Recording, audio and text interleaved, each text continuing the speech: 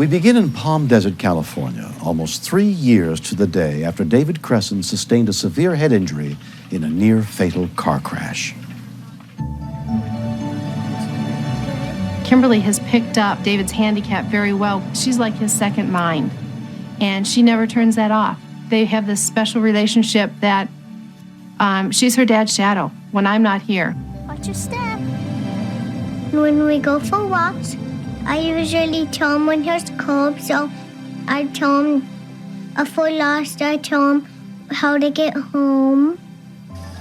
On the afternoon of October 17th, 1990, David had picked up his 5-year-old daughter, Kimberly, from the bus stop and was looking after her. My dad, he was washing the dishes, and I was cuddling. Daddy, can I have a drink of water?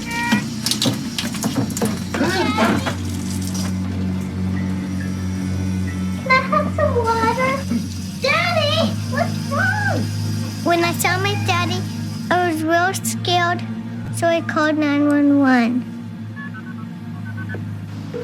The call came in to Riverside County Dispatcher Dan Clyde. Emergency. My dad just fell down on the tile. Is he hurt? I don't know. Okay, can your daddy talk to you? No. He can't? Did he ask you to call for help? No. I recognized immediately it was a young child, and I could hear the emotion in it. She was on the verge of tears. I felt right away that this was a serious call. Okay, are you all by yourself? Yes. What's your name? Kimberly Cresson. Kimberly? Okay, Kimberly, we're going to send you help right away, okay? Now, I want you to stay on the phone with me, all right? All right. How old are you, Kimberly? 5. You're 5? She's only 5 years old. She was alone. I guess her whole world had crashed down on her right then, and there was nobody to turn to except the telephone. When we continue, it was one of those unique calls that tells you that you may not be able to save this patient. He's just sleeping there.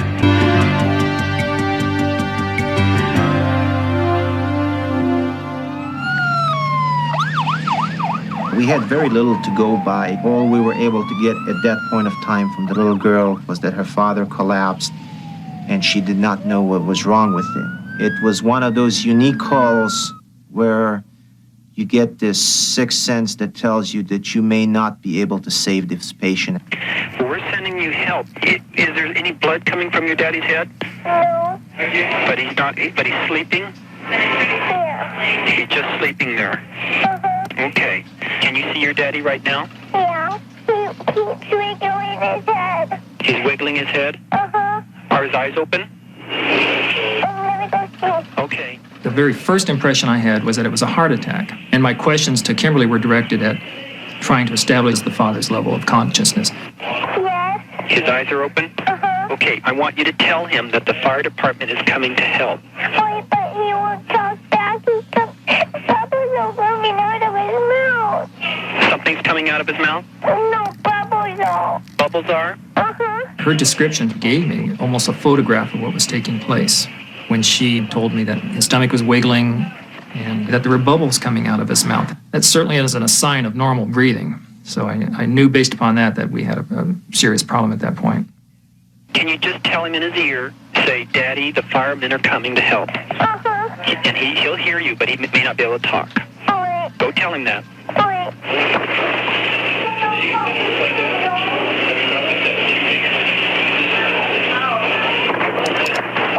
told him that. Okay, real good. That's great.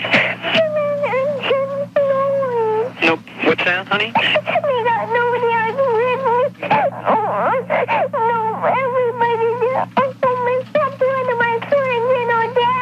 Okay, Kimberly, do you have somebody that lives next door to you? Yes. Do you think Kimberly, come on, listen to me now. Listen to me. I'm going to help you, okay? Now, is there somebody living next door that you can go and tell? Yes. Why don't you do that? And then come back and talk to me on the phone.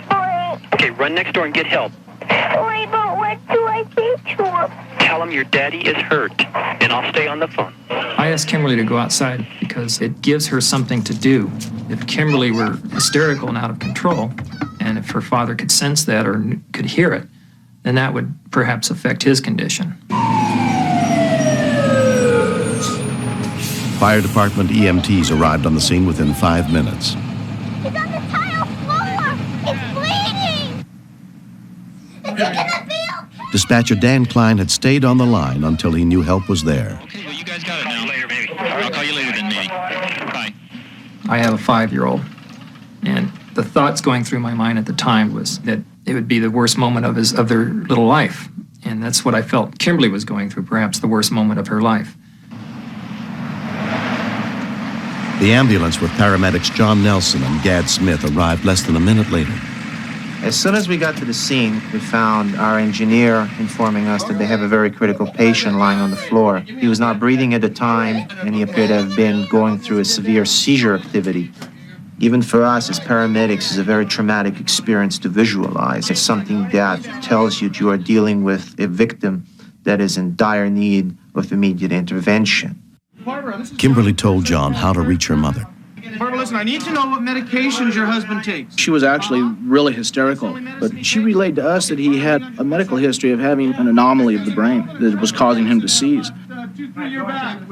Once an individual starts having some kind of a bleeding or an aneurysm that might have ruptured in his brain, the clock is ticking. Time is against our side. On the way home, I was really scared. The neurosurgeon had told me that if he ever hit his head hard, that he would not survive. We gave him medication to try to stop the seizure, but he wasn't responding to it. And rapid transport was definitely in order, but we had a little girl to deal with, too. We couldn't leave the little girl at home. Kimberly, listen, I want you to come in here with me, okay? And I want you to sit in this chair. Okay.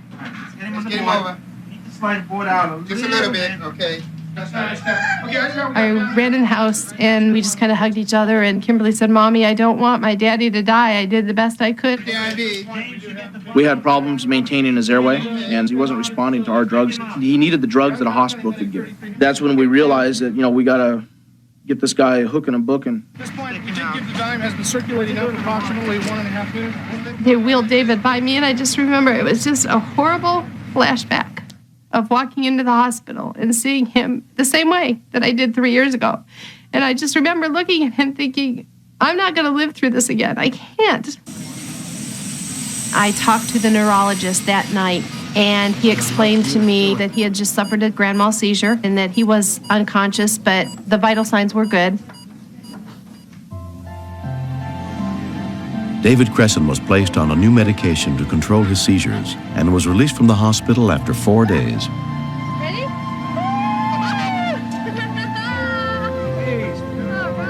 My relationship with Kimberly is a very special relationship. We take care of each other. And that phone call that she made saved my life that day. I have heard the tape of Dan Klein and my daughter, and I was so impressed. My eyes began to water, and tears rolled. After the accident, Kimberly Cresson wrote a thank you note to dispatcher Dan Klein.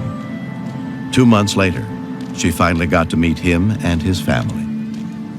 It's very rare to hear from anybody about an incident or a call that we've been involved in. So when Kimberly's mother, Barbara, called, I was very excited. Hi, how are you? She thanked me for my help with Kimberly on the phone, and that really hit me hard and made me feel very proud for what I was involved in. Since I was not home when this incident happened, I just felt that need to thank somebody from the bottom of my heart. You're welcome. That's my job. Dan asked Kimberly how she knew who to call for help. It was then that I learned that Kimberly had a telephone cutout that she made in preschool, and this phone was made to teach the children how to call 911. Could you tell me again what buttons you pushed? Okay. When I brought it home, my mommy and I practiced and practiced and practiced because Daddy was coming home from the hospital, and I wanted to know whenever he was an emergency and my mom wasn't home, I could just call 911. Thanks for helping me and my daddy. You're welcome. I was very happy to do that.